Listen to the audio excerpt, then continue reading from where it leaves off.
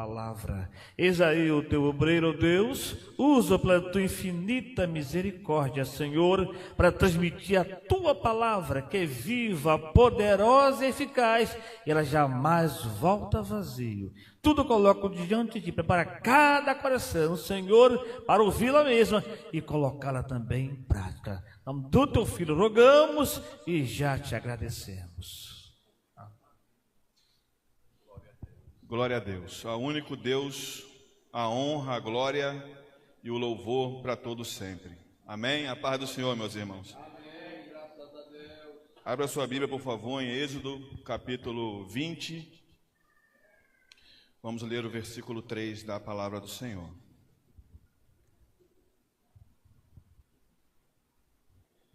Eu pedi a caneta ali ao pastor, né, quando terminou a palavra introdutória, porque um versículo que ele leu do Salmo 16, ele vai se aplicar, parece que era a roupa, a parte da roupa que faltava, é o sapato que faltava, é a meia que faltava, foi exatamente o texto que o pastor leu na palavra introdutória. Amém? Êxodo capítulo 20, versículo 3, está escrito assim: não terás outros deuses diante de mim, ou não tenham outros deuses diante de mim. Amém? Os irmãos podem se assentar, em nome de Jesus. Louvado seja Deus. Agradecemos a Deus pelos louvores, pela oração. Agora eu peço aos irmãos apenas a atenção dos irmãos. Amém? Não conversem, deem atenção à palavra de Deus. Amém? Glória a Deus. Irmãos, os irmãos conhecem essa passagem, né? Os irmãos sabem que aqui trata-se do decálogo, das 10 leis que Deus ele fala a Moisés no Monte Sinai. E esse que eu li para os irmãos, não tenham outros deuses além de mim, que a melhor versão ali pela palavra em hebraico é diante de mim, ou na minha presença, né? Eu pretendo falar isso um pouco mais para frente. É o primeiro dessa série de 10 mandamentos de Deus ao povo por meio de Moisés. O povo hebreu, que é o povo que sai do Egito, é um povo que ficou no Egito durante 430 anos. Eles viveram no Egito e uma parte desses 430 anos, eles viveram como escravos. O povo hebreu, eles não chegaram no Egito como escravos. O povo hebreu chegou no Egito como um visitante. Os irmãos devem lembrar da história. A Bíblia diz que José, filho de Jacó, interpretou sonhos até interpretar o sonho de Faraó, em que Faraó via 7 vacas gordas, 7 vacas magras, 7 espigas gordas e 7 espigas magras. As espigas gordas e vacas gordas representavam 7 anos de grande prosperidade, e as vacas magras representavam 7 anos de profunda escassez de comida, escassez de tudo. E Deus usou José para poder trazer certo conforto ao povo e também suprir a fome sobre a terra. As pessoas iam até o Egito, compravam sua comida, e o Egito lucrava com isso, tinha o seu dinheiro. E os parentes de José, Jacó e seus irmãos, cerca de 75 pessoas, eles vão morar no Egito. Eles são convidados a estarem lá. Eles ficam lá não como escravos inicialmente, mas eles começam a viver no Egito como convidados de José. Eles ficam lá durante 430 anos e uma parte desse tempo como escravos. No tempo em que Moisés nasce, houve ali um faraó que não levou em consideração os feitos de José e via nos hebreus que moravam no Egito como uma ameaça e colocaram estes homens como seus escravos. Durante esse período em que Israel viveu no Egito, Israel não entrou politeísta no Egito. Israel entra no Egito monoteísta. Israel entra no Egito adorando a Deus e ao único Deus e a mais nenhum Deus. Não existia nenhum outro Deus para o povo de Israel. No entanto, convivendo no Egito, estando no Egito, eles começaram a aderir e aderiram completamente ao politeísmo. O politeísmo é a crença na existência de mais de um Deus ou de vários deuses. Mas não somente politeísta, o povo hebreu que vivia no Egito tornou-se polilátrico, começou a exercer a polilatria. A polilatria é a adoração a vários deuses. O livro de Josué, capítulo 24, versículo 15, Josué dá uma mensagem para o povo que já havia saído do Egito 40 anos, estava entrando na terra prometida, e depois disso ainda ficou mais um tempo com Josué, guerreando contra as nações que estavam na terra prometida, e a mensagem de Deus para o povo, a mensagem de Josué ao povo, que veio de Deus com certeza, foi: escolhei hoje a quem vocês vão servir. Se vocês vão servir ao Deus que os seus pais serviram no Egito, ou ao outro Deus, ao Deus verdadeiro. Porém, eu e minha casa serviremos ao Senhor. Então o povo ele sai do Egito com os costumes do Egito, eles chegam no Egito, eles conseguem absorver toda aquela cultura, toda aquela religiosidade falsa, e eles aderem a isso. Deus, para tirar o povo do Egito, Deus ele faz milagres. Primeiro milagre que eu vejo é o próprio Moisés. Moisés é um grande milagre de Deus. Como os irmãos sabem, nos anos em que Moisés nasceu, o faraó ele trouxe uma matança às crianças, aos meninos. E Moisés é aquele que sobrevive. E eu acho impressionante como Deus livrou Moisés até da inveja dos vizinhos, das pessoas que estavam próximas. Porque imagina, morre uma criança aqui, está Moisés chorando ali, ninguém denuncia, ninguém diz que tem uma criança ali, e esse Moisés, ele é circuncidado ao 8º dia, porque essa era a regra no meio do povo de Israel, e ele vai parar na casa de Faraó. Nossa, quando a filha de Faraó vê Moisés, ela deveria seguir a ordem do pai, ela deveria dizer: olha, esse aqui é um hebreu, pode matar como meu pai falou, porém não. Ela pega esse Moisés e cria esse Moisés. Estevão, no capítulo 7, no versículo 20 e em diante, quando ele fala sobre Moisés, ele vai dizer que Moisés ele aprendeu as ciências disponíveis na sua época. Então Deus prepara Moisés. Então o primeiro milagre é o próprio Moisés. Deus não somente livrou ele da morte, como preparou ele para o que viria a seguir. Só que não foi apenas Moisés. Quando você lê o texto, você vai perceber que também houveram 10 pragas. Lembre-se do primeiro versículo que nós lemos: não tenham outros deuses diante de vós. Deus ele manda 10 pragas ao Egito. E lembre-se, as 10 pragas não foram uma tentativa de Deus. Não foi Deus tentando assim: primeiro eu vou mandar a praga que transforma as águas do Nilo em sangue. Quem sabe assim o faraó vai libertar o povo hebreu. Não deu certo, vamos mandar agora a praga de rãs, para ver se libera o povo para ir embora. Não deu certo, vamos mandar agora a praga de piolhos. Não, Deus não fez assim. Deus, ele estava mostrando para aquele povo que ele é Senhor dos senhores, o Deus dos deuses. Deus, através das pragas, ele estava dizendo ao povo egípcio: o panteão que vocês têm, os deuses que vocês servem, diante de mim ou perante mim, não significam nada, absolutamente nada, porque não há outro Deus como o nosso Deus. A praga das águas do Nilo se tornarem sangue, a Bíblia NVT, a Bíblia de Estudo NVT, vai dizer no seu comentário sobre esse versículo que o povo do Egito viam nas águas do Nilo uma deusa. A deusa mãe do Egito eram as águas do Nilo.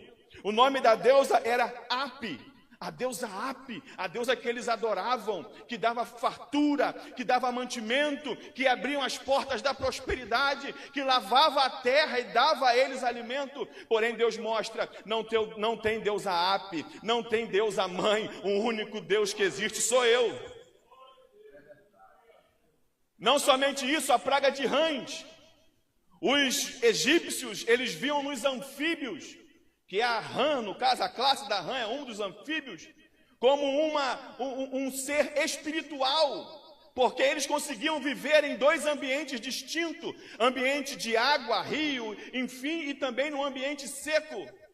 Deus está dizendo, não, esse Deus, o Deus Eget, que vocês acham que tem até cara de sapo, esse Deus não significa nada. Eu comando esses sapos, eu comando tudo, tudo está sob o meu domínio, diz o Senhor. Não somente isso, a praga de piolhos era o Deus Tote, o nome do Deus do conhecimento. Eles olhavam e viam conhecimento, e perceba que é na praga dos piolhos que os homens não conseguem replicar aquilo que vinha acontecendo pela mão de Arão e pela mão de Moisés. É Deus dizendo, todo o conhecimento pertence a mim. O conhecimento não pertence aos homens, sou eu que distribuo os conhecimentos. Não tem Deus do conhecimento entre vocês. Eles tinham vários deuses. Eles tinham um Deus Ra, Amon, Anubis, Osíris, Sete, Téfnis. São vários deuses que existiam ali. Estou com dor de cabeça, vou clamar o Deus tal. Estou com dor na unha, vou clamar o Deus tal. Estou sentindo dor de dente, vou clamar o Deus tal.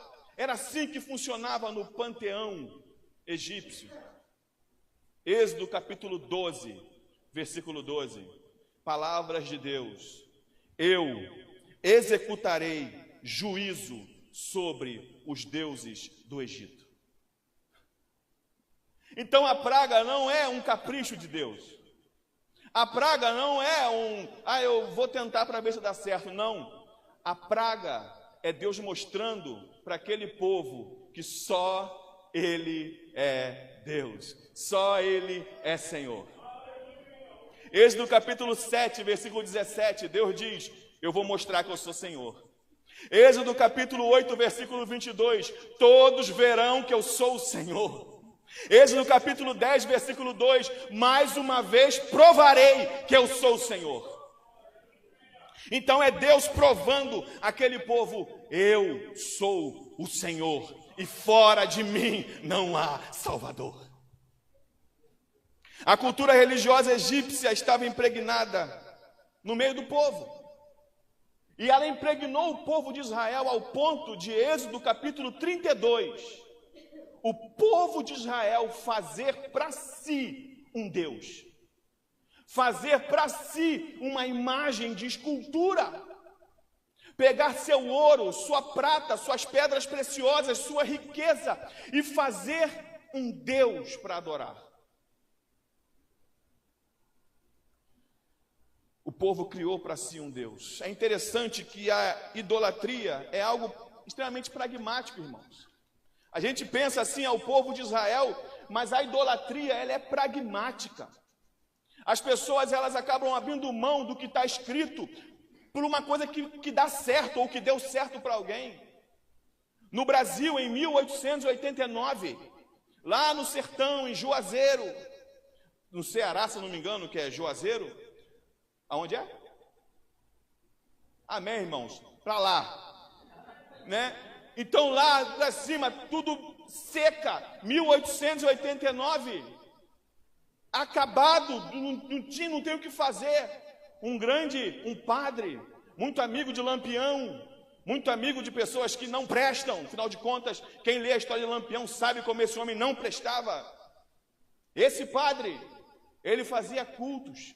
E um dia ele pegou uma hóstia, botou na boca de uma mulher chamada Maria Araújo. E a hóstia veio com sangue. E todo mundo começou a cultuar dizendo, é o sangue de Cristo na hóstia. É o sangue de Cristo, é o sangue de Cristo. E até hoje existem romarias e romarias dizendo que o primeiro milagre de Padim Cícero foi transformar a hóstia no corpo literal de Cristo, inclusive com sangue. Não era gengivite, com certeza, não era sangue na gengiva, não, era o sangue de Cristo. E até hoje, mais de 100 anos depois, quase 130 anos depois, mais de 130 anos depois, ainda acontecem cultos, romarias, caminhadas para lá. E a própria igreja católica não aceita isso como um milagre, mas os crentes de Padim Cícero, os pragmáticos, eles olham para isso como uma grande ação sobrenatural. Tanto no meio dos hebreus, assim como no Brasil, basta que alguém conte uma experiência religiosa, que todo mundo abre mão do que aprendeu, por causa da conversa de algo que alguém viveu. É só falar. Um lugar torna-se mais santo do que outros. O lugar é mais santo do que o seu quarto, onde Jesus mesmo disse, no livro de Mateus, capítulo 6, entra no teu quarto, fecha tua porta, dobra o teu joelho e ora, e o teu pai que te ouve em secreto vai te responder também. Não, mas eu prefiro ir a lugares que são mais santos do que outros. Eu me lembro quando eu era um adolescente que eu deixava de ir a culto na igreja que eu congregava, mas não faltava os cultos dia de semana em tal lugar, assim, ou assado. Um erro completamente meu, porque eu julgava que esses lugares tinham mais o Espírito Santo do que na igreja que eu congregava. E você acha que isso é uma mentira? Você acha que isso não acontece hoje? Você acha que isso é algo só comigo há 20 anos atrás? Não! Hoje tem pessoas assim. Deixam de participar das reuniões na sua igreja, porque julgam que outros lugares são mais santos, quando na verdade a presença do Espírito Santo está aonde o povo de Deus está. É por isso que dizemos, Deus está aqui. Não é por causa das paredes, não é por causa dos bancos, é porque o povo de Deus se reuniu aqui. Então a idolatria faz isso, faz você olhar para lugares diferentes de outros. É o lugar que faz você e não você que faz o lugar. Olha só que diferença. Não, eu vou em tal lugar porque lá eu adoro. E aqui você não adora. Eu vou em tal lugar porque lá eu oro, mas em casa você não ora. Canonização de lugares, de pessoas. Jesus morre na cruz, ele rasga o véu. O rasgar do véu é dizer para mim e para você, você também tem acesso. Você também pode orar a mim. Você também pode se achegar a mim. Mas não, eu canonizo pessoas. Eu só creio na oração de fulano. Se o pastor não botar a mão na minha cabeça, eu não fico bem, eu não estou feliz. Tem que ser, irmão, bote o seu joelho no chão, pelo amor de Deus. A Bíblia diz, põe sua boca no pó. Talvez ainda haja esperança. Nunca é tarde para começar a orar. Nunca é tarde para começar a orar. Se tem a canonização de lugares, de pessoas, também tem a de fórmulas mágicas. Ô glória! Não, tem que, para Deus me abençoar, me perdoe, aqui é só um exemplo, mas eu preciso dar esse, eu não tenho outro agora para dar. Eu tenho que fazer os 7 dias, as 7 campanhas, os 7 isso, para Deus me abençoar. O caráter, não precisa. A mudança de postura, não precisa. Eu quero que Deus abençoe meu casamento, mas eu não quero ser um marido melhor. Eu quero só ir 7 dias, 7 quinta-feiras, 7 terças-feiras, lá na igreja do pastor Cicrano. Mas eu não quero mudar minha postura, não quero mudar minha mente, não quero mudar meu comportamento, não quero mudar o meu tratamento. Não, eu quero continuar sendo essa pessoa que eu sou dentro de casa. Mas quando eu terminar a campanha, Deus vai mudar a vida do meu marido. Amém, meus irmãos? Eu canonizo pessoas, canonizo método. Eu vou levar para casa esse objeto e eu vou botar escondido em algum lugar. Irmãos, a idolatria não é um acidente, tá? Ninguém é idólatra por acidente. A palavra de Paulo à igreja de Corinto, no capítulo 10 de 1 Coríntios, versículo 14, foi: filhinhos, irmãos, fujam da idolatria.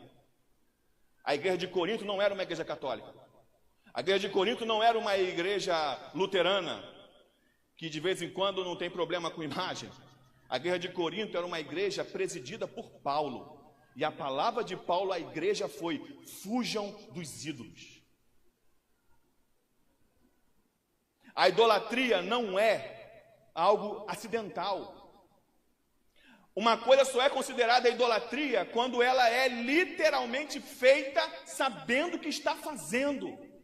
Quando aquilo é algo que você vira dependente, literal daquilo.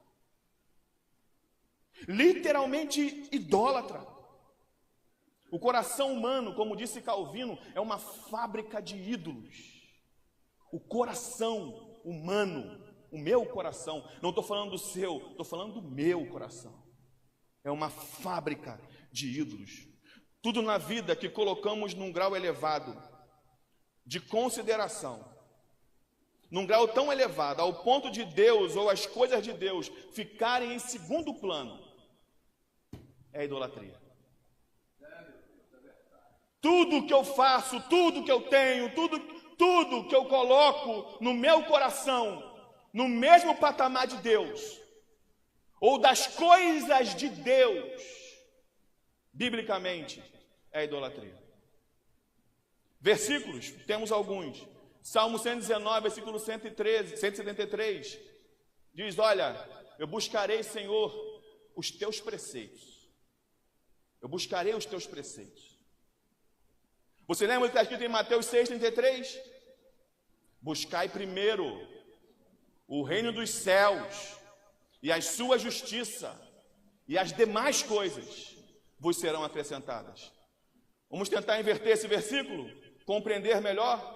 Ao invés de buscar as coisas, as outras coisas, busque primeiro o reino de Deus e a sua justiça.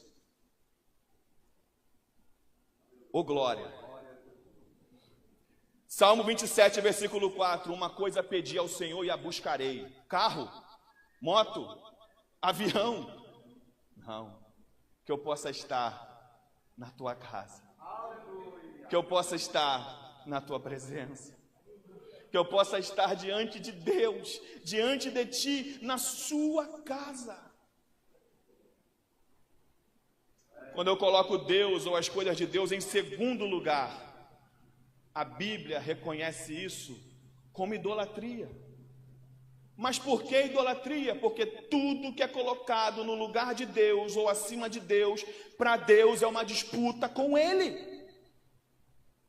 Vocês não podem amar a Mamon e a Deus. Deus diz, eu não aceito amar a riqueza e a mim. Não, amem a mim, orem a mim, busquem a mim. Não tenham outros deuses diante de vós.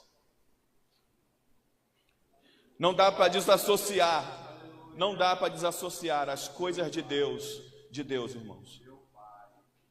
Vou repetir para você isso. Não dá para você desassociar as coisas de Deus. Atos capítulo 9. Paulo está ali, cai no chão, e está cego, a luz de Cristo já cegou a escuridão de Paulo, ô glória. E ele fala, Saulo, melhor dizendo, Saulo, por que você me persegue? Por que você me persegue, Saulo?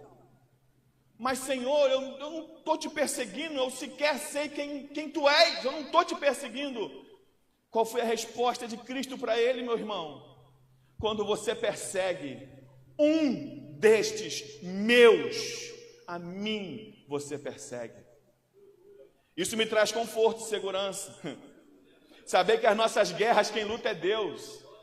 Saber que podem se levantar contra a igreja, ai deles se levantarem contra a igreja, porque não se levantam contra a carne ou sangue, mas se levantam contra o próprio Deus.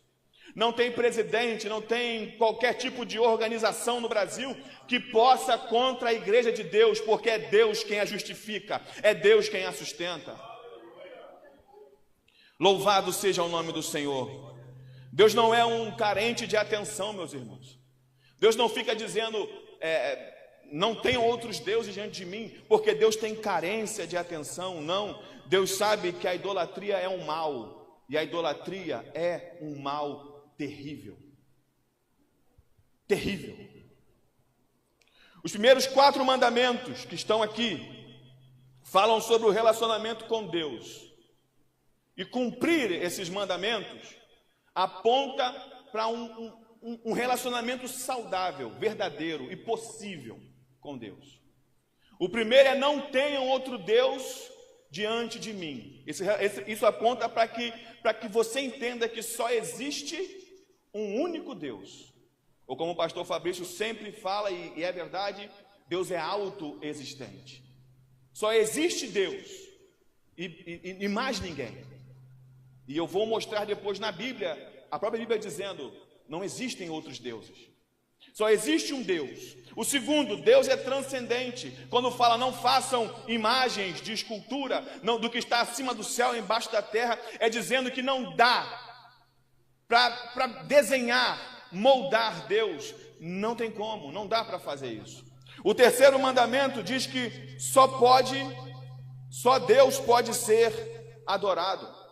Não adorarás a outros deuses. E o último mandamento é: não tome o nome do seu Deus em vão. Esse mandamento nos mostra que Deus é santo, e não somente Deus é santo, o nome de Deus é santo também.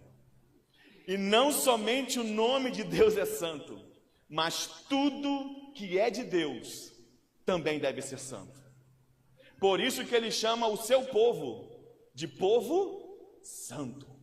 A Bíblia diz em 2 Coríntios, capítulo 7, versículo 1, que o temor do Senhor é quem nos auxilia na santidade. A Bíblia diz em Hebreus 12, 14, segui a paz com todos e a santificação, sem a qual ninguém verá o Senhor.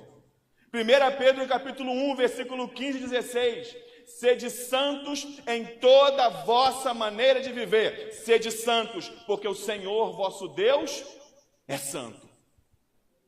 Não dá para desassociar o povo de Deus.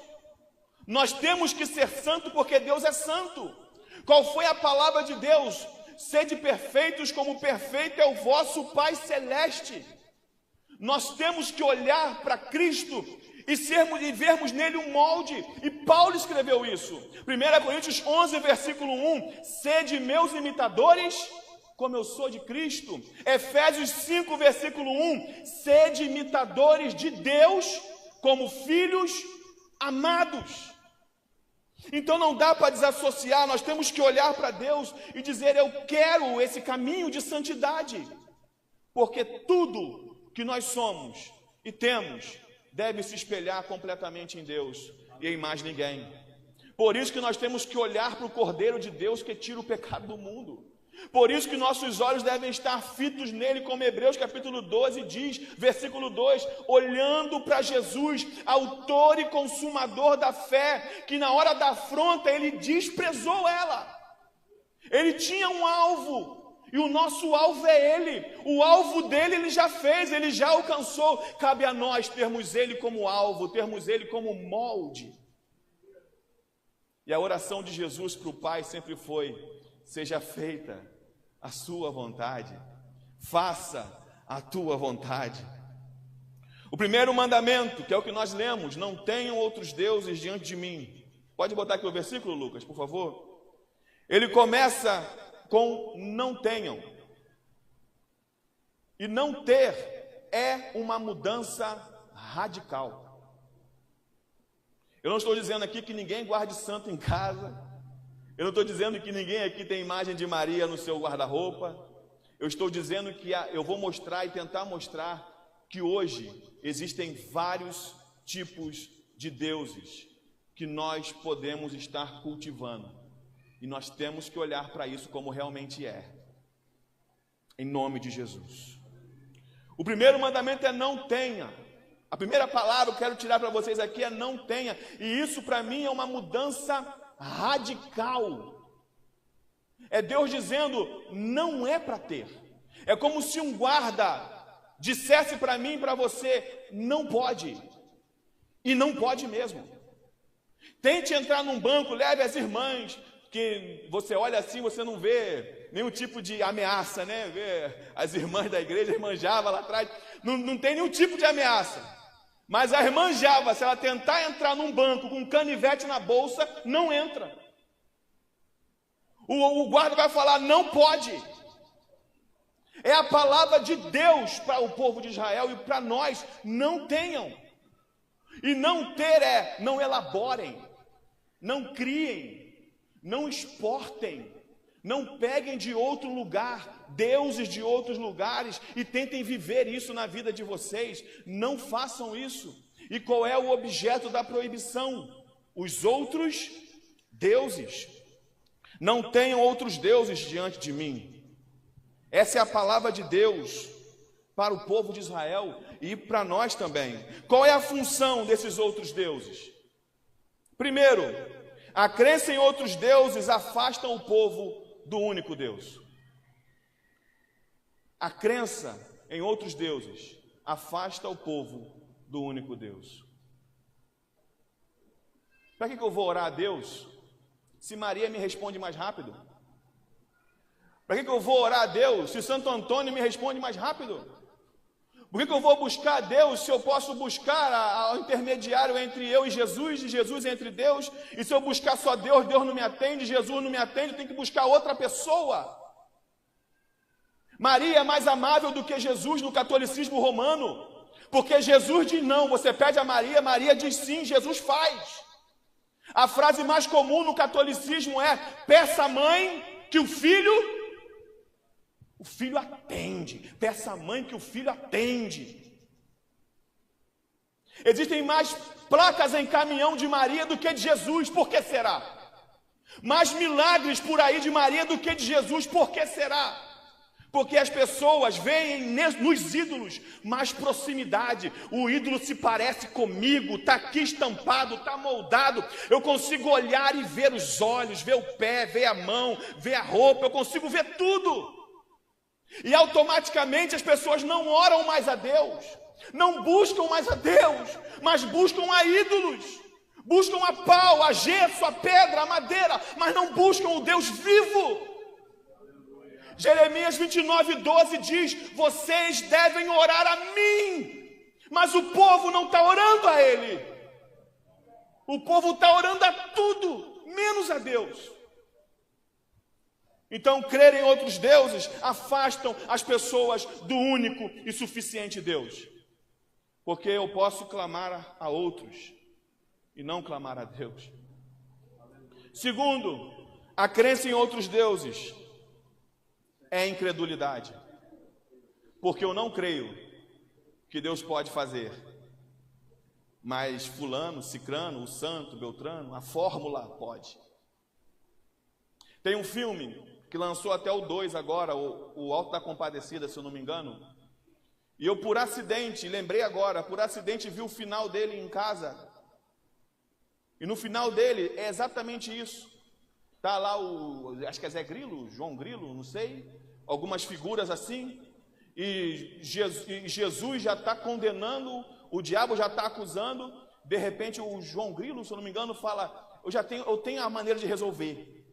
Aí como é que você vai resolver? Olha a mãe de Deus, não sei o que lá, não sei o que. Maria chega e salva João Grilo. Isso é exatamente o pensamento do catolicismo romano.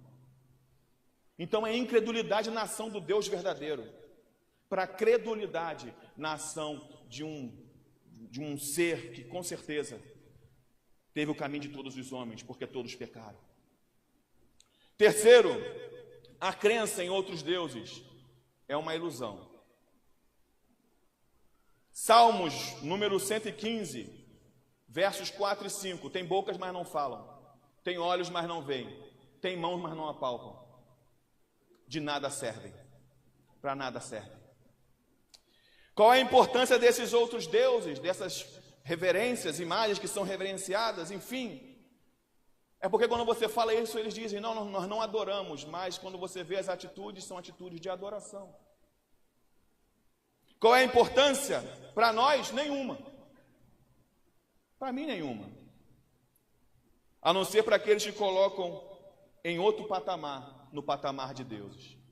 Porque não existem outros deuses. Salmos número 96, versículo 5. O Senhor é maior do que todos os deuses, porque todos os deuses não passam de ídolos.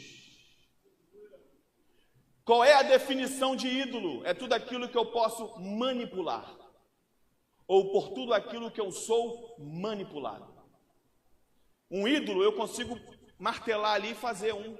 Eu consigo carregar nos meus braços. Eu consigo fazer romaria carregando ele de um lado para o outro, de um lado para o outro. Essa é a definição de ídolo. Eu posso seguir, eu posso ver, está num lugar especial no meu coração.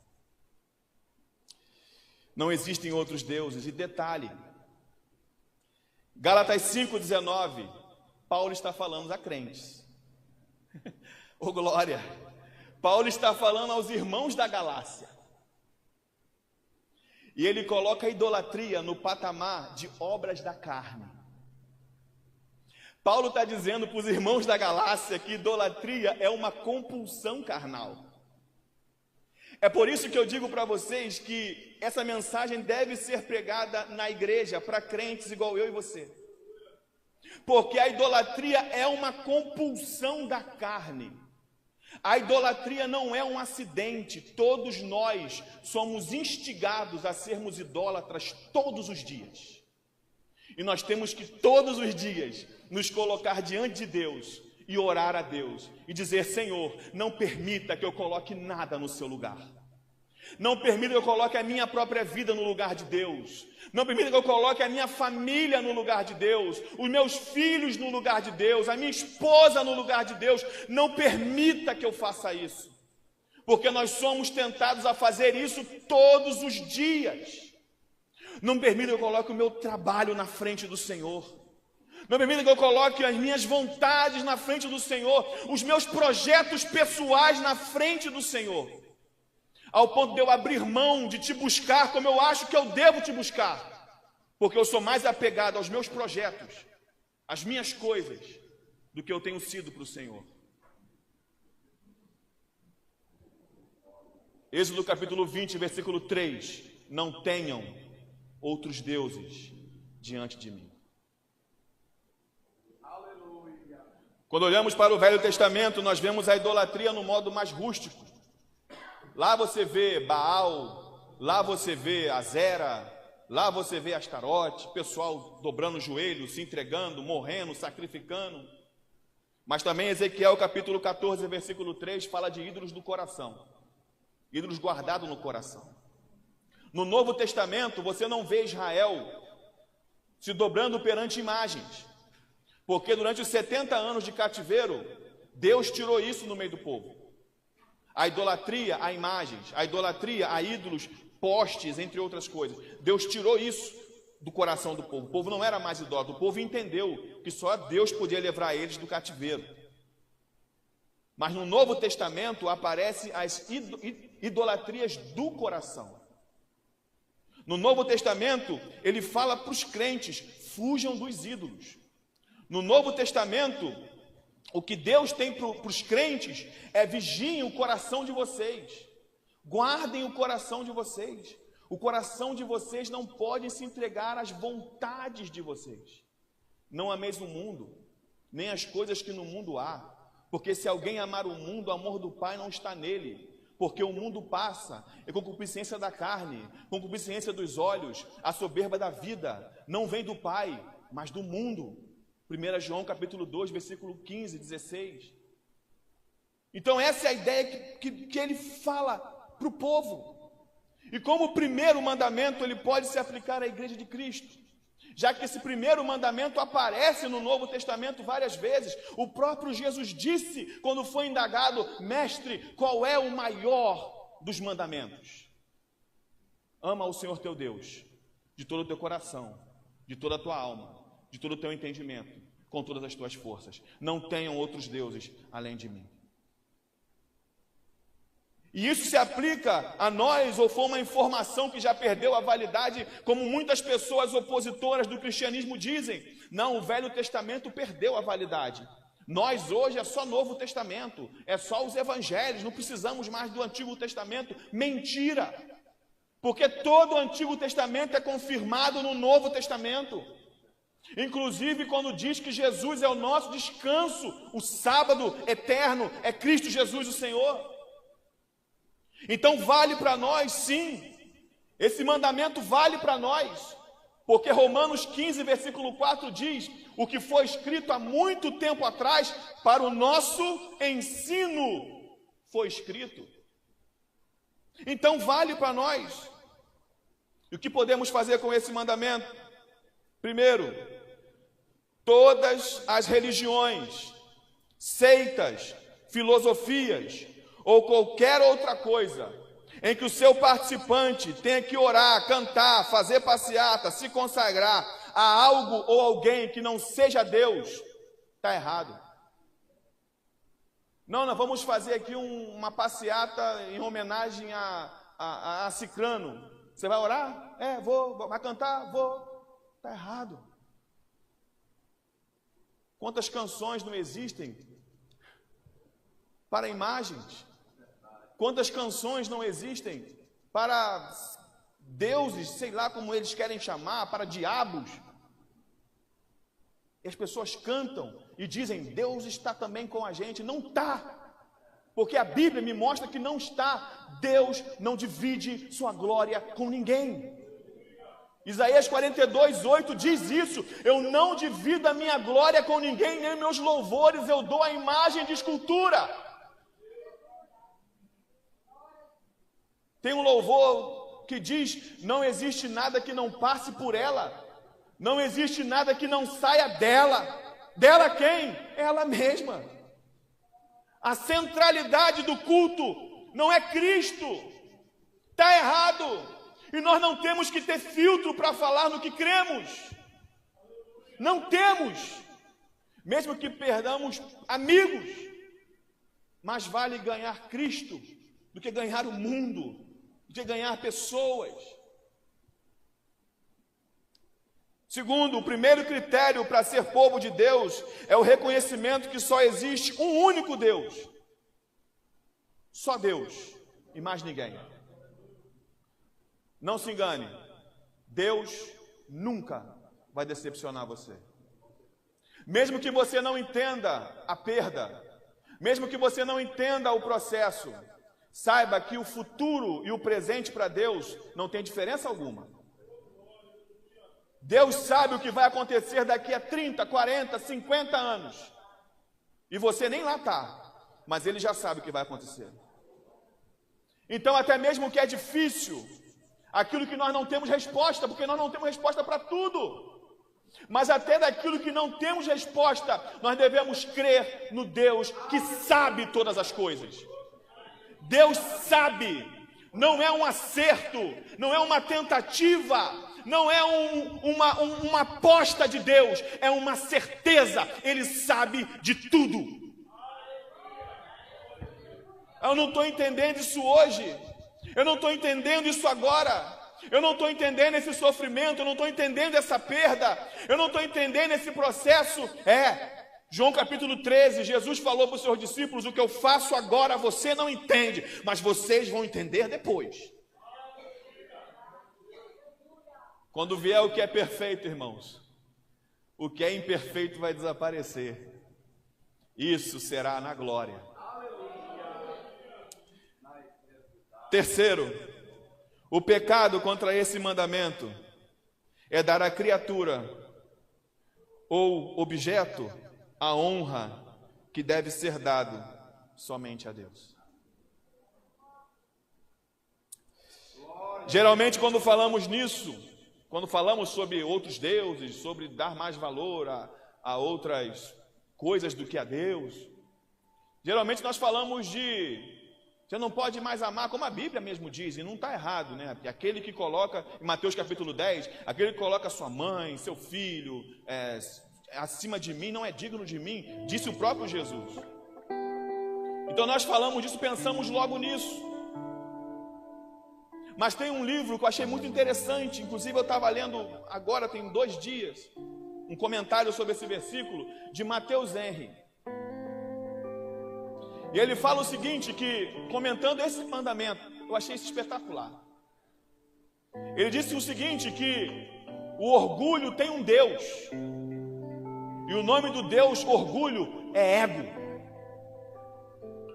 Ego no grego é eu. A palavra ego no grego é eu. O orgulho tem um Deus, e o Deus sou eu. Eu não cedo. Tem que vir me pedir perdão. Eu ir lá, eu não vou. Tem que vir aqui. A avareza tem um Deus. Está lá no livro. O nome do Deus avareza é dinheiro.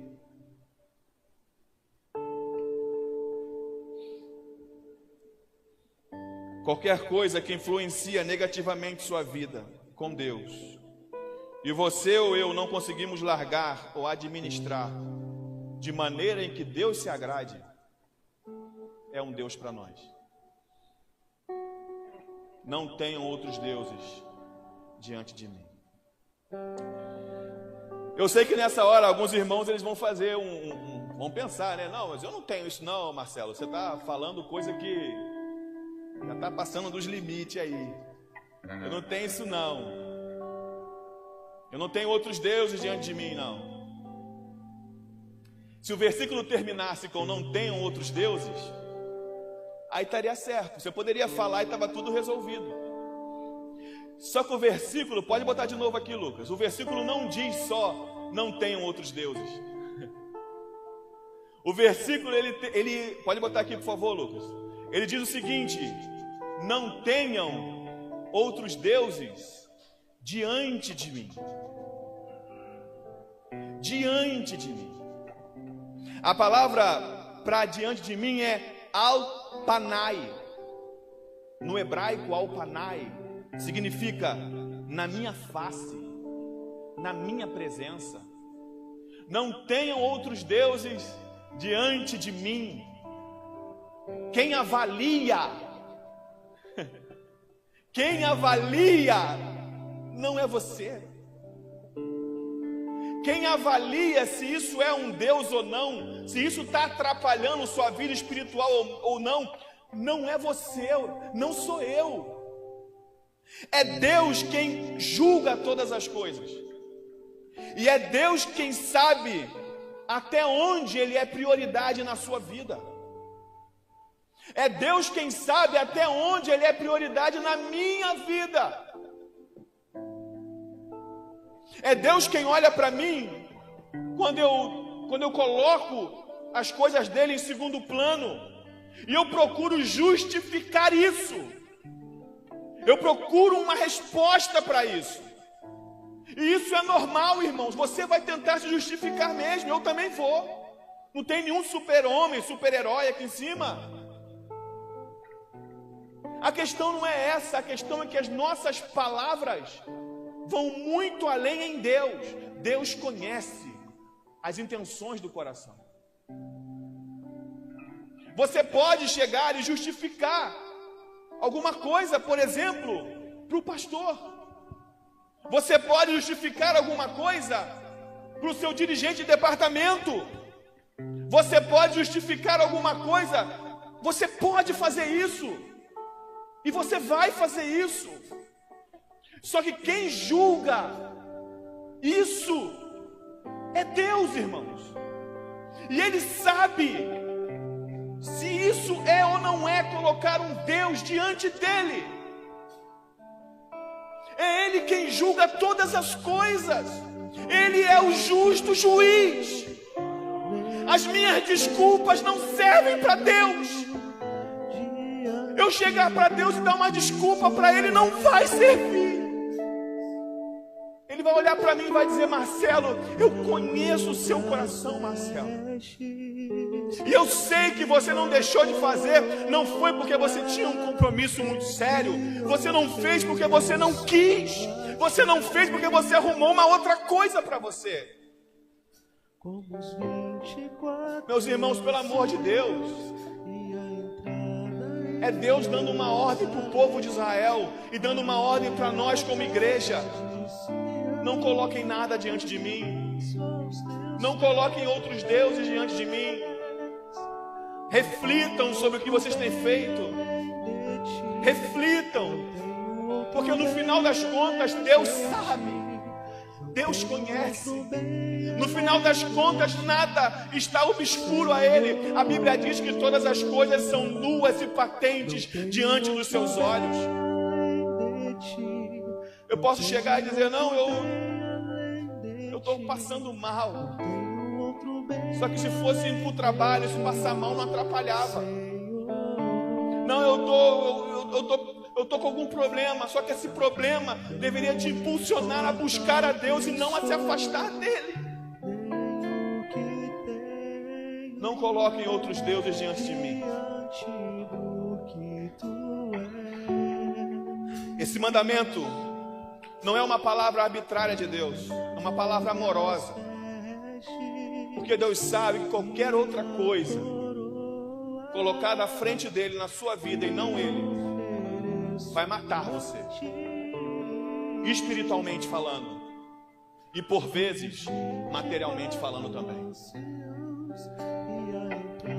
Só eu gostaria de ir caminhando para o final, falar que existem outros deuses que também são colocados à frente de Deus na vida de muita gente. Graças a Deus eu posso dizer que na minha vida não, mas na vida de muita gente.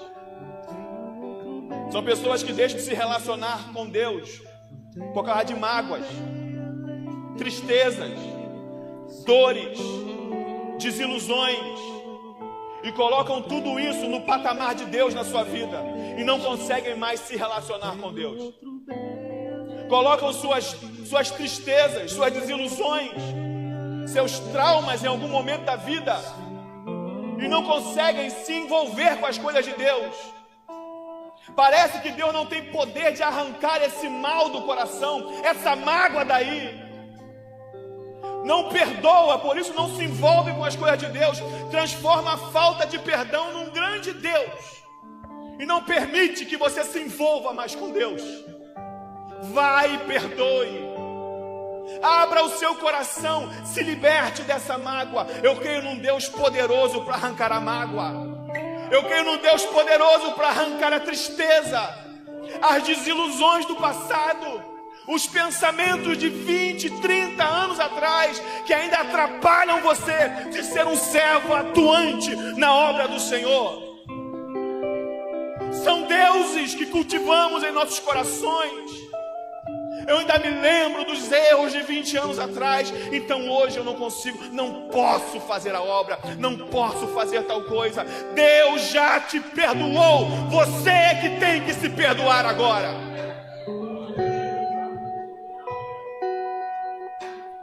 Ah, eu sou assim. Se não for do meu jeito, não serve. Se não for do meu jeito, não faço. Se não for do meu jeito, eu não vou. A Bíblia manda nós amarmos uns aos outros, suportarmos uns aos outros, termos comunhão uns com os outros. Não permita que o Deus ego atrapalhe você de viver as promessas de Deus para sua vida. Não permita que nada atrapalhe você de descumprir essa ordem de Deus. Não tenham outros deuses diante de mim. Perdoe. Perdoe. Te atrapalha de se envolver com as coisas de Deus, abandone. Chegou a hora de você dizer isso para Deus. Deus, o meu problema é esse aqui. O que tem me atrapalhado é isso aqui. Chega uma hora na igreja que por causa do tempo de casa, por causa da função ministerial, a gente tem certas vergonhas. Mas para Deus não tem vergonha. Deus conhece tudo. Deus conhece todos. E a palavra de Deus em Tiago 4,8 diz: chegai-vos a Deus e Ele se achegará a vós. Chegai-vos a Deus e Ele se achegará a vós. Ele está disposto, Ele está pronto, Ele não está oculto. Pelo contrário, Ele se revela ao seu povo, Ele se mostra ao seu povo. Ele diz: eu estou aqui para vocês. Vinde a mim, todos vós que estão cansados, oprimidos e sobrecarregados, e eu vos aliviarei. Quem faz a obra é Deus. Quem cura feridas é Deus. Ele disse: eu sou aquele que abro e que fecho feridas. Eu sou aquele que mato, mas que também faço viver. Aleluia. Não tem outro Deus além de ti. Canta esse refrão comigo em nome de Jesus. Não tem outro Deus, não tem.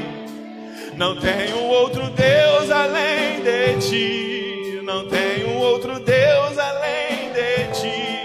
Não tem um outro Deus além de ti, Senhor. Não existe outro Deus. Não existe outro Deus. Não tem um outro Deus além de ti. Não tem outro Deus. Não tem. Não tem mágoa, desilusão, problema do passado. Não tem. Não pode haver. Nada pode separar você da cruz de Cristo. Nada pode separar você da obra do Senhor. Não permita que deuses desse mundo atrapalhem você. Se acheguem a Deus, se aproximem de Deus, com mãos estendidas, com o coração aberto, com o espírito contrito, o espírito quebrantado. Deus não rejeita quem a Ele se achega assim. Deus não rejeita quem diz: Pai, estou aqui. Pai, estou aqui. Deus não rejeita você. Deus não rejeita a sua igreja. Glória a Jesus. Glórias a Deus. Aleluia. Louvado seja o nome de Jesus. Que a gente possa sair daqui com o nosso coração sarado, o nosso coração sarado. Quem tem mágoa do coração, rancor do coração, a gente sabe que tem pessoas que têm uma dificuldade muito grande de perdoar. Louvado seja o nome de Jesus. Eu vou dizer para você aqui, fazer uma coisa que o Marcelo citou aqui, o texto bíblico, que a gente possa fazer isso. A gente costuma repetir muito isso, muitas vezes, até nas nossas orações, quando a gente diz, né,